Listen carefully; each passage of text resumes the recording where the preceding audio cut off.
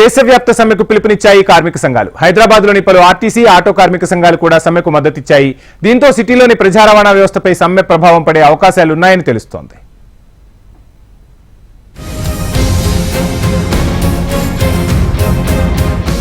కేంద్ర ప్రభుత్వ విధానాలకు నిరసనగా రేపు దేశవ్యాప్త బంద్కు పిలుపునిచ్చాయి కార్మిక సంఘాలు. ఆయా రంగాల్లో కార్మికులు ఎదుర్కొంటున్న సమస్యల పరిష్కారానికి డిమాండ్ చేస్తూ అన్ని కార్మిక సంఘాలు సమ్మెలో పాల్గొంటున్నాయి. భాగ్యనగరంలో కూడా ఈ బంద్ ప్రభావం కనిపించనుంది. ప్రజా రవాణా వ్యవస్థలో ప్రధానమైన ఆర్టీసీ, ఆటో కార్మికులు కూడా సమ్మెలో పాల్గొనబోతున్నారు. ఆర్టీసీలో 10 కార్మిక సంఘాలు ఉండగా అందులో 6 కార్మిక సంఘాలు తాము సమ్మెలోకి వెళ్తున్నట్టు ఆర్టీసీ ఎండీ సజ్జనార్కి నోటీసులు ఇచ్చారు.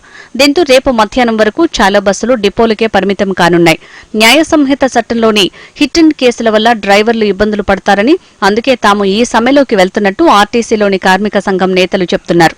ఈ రోజు కేంద్ర ప్రభుత్వం తీసుకొచ్చిన ఐపీసీ సెక్షన్ స్థానంలో భారత న్యాయ సంహిత చట్టంలోని 106 క్లాజుల వలన మృతాలుగా ఉన్నాయి. యాక్సిడెంట్ జరిగితే 10 సంవత్సరాల జైలు శిక్షతో పాటు 7 లక్షలతో పాటు 10 లక్షల ఫైన్. దీన్ని తీవ్రంగా వ్యతిరేకిస్తుంది భారత సమాజం.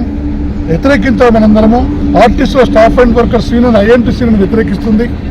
అలాగే మనకు భారత రాజ్యాంగం కల్పించిన చట్టాలను మారుస్తూ 4 కోళ్లుగా తెచ్చి యూనియన్ స్థాపించిన సమ్మె చేయకుండా వివిధ అడ్డంకాలు కలిగిస్తున్న 4 కోళ్లను రద్దు చేయాలని చెప్పి గ్రేటర్ పరిధిలో 1,20,000 ఆటోలున్నాయి.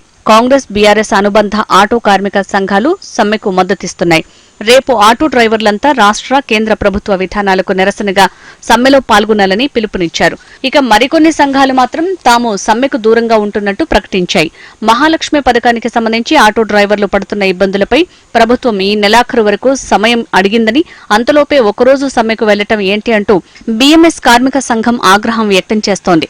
అయితే రేపు మెట్రో రైలు యథావిధిగా ప్రయాణికులకు అందుబాటులో ఉంటుందని మెట్రో అధికారులు చెబుతున్నారు. అవసరాన్ని బట్టి మరిన్ని రైళ్లు నడిపేందుకు కూడా సిద్ధంగా ఉన్నామని మెట్రో ఎండీ చెప్తున్నారు. రాజకీయం చేస్తానికి బంద్కు పిలిచారు. మన ఆటో డ్రైవర్లు సమ్మెకి వెళ్ళొద్దని ఒక రిక్వెస్ట్. ఎందుకు నుంచి పిలుస్తారు అంటే 10 సంవత్సరాలు టీఆర్ఎస్ గవర్నమెంట్ ఉన్నప్పుడు చర్చలకు పిలువలే. ఇలా కేవలము సెంట్రల్ గవర్నమెంట్ టార్గెట్ పెట్టుకొని అట్లనే తెలంగాణలో వచ్చిన 4 నెలలు వాళ్ళు ఇంకా కాంగ్రెస్ గవర్నమెంట్ కి వీళ్ళకి వ్యతిరేకంగా చేయాలని ఒక రాజకీయంగా వీళ్ళు బంద్కు పిలుచుకున్నారు. దీంట్లో ఏం చేస్తున్నారంటే ఆటో డ్రైవర్లకు వాడుకుంటున్నారు. 10 సంవత్సరాలు మనకు గుర్తు రాలేదా మీకు? ఇవాళ ఆటోలో కూర్చొని కేటీఆర్ కానీ అట్లనే కొన్ని మంత్రులు, కొన్ని ఎమ్మెల్యేస్ వీళ్ళు కూర్చొని అసెంబ్లీకి పోతురు అంటే కేవలం రాజకీయం కాదా? ఆర్టీసీ, ఆటో కార్మిక సంఘాలు బంద్కు మద్దతివ్వడంతో రేపు ప్రయాణికులకు కొంత ఇబ్బంది తలెత్తే పరిస్థితి ఉంది. అయితే మెట్రో అందుబాటులో ఉండటం ఉపశమనమని చెప్పొచ్చు.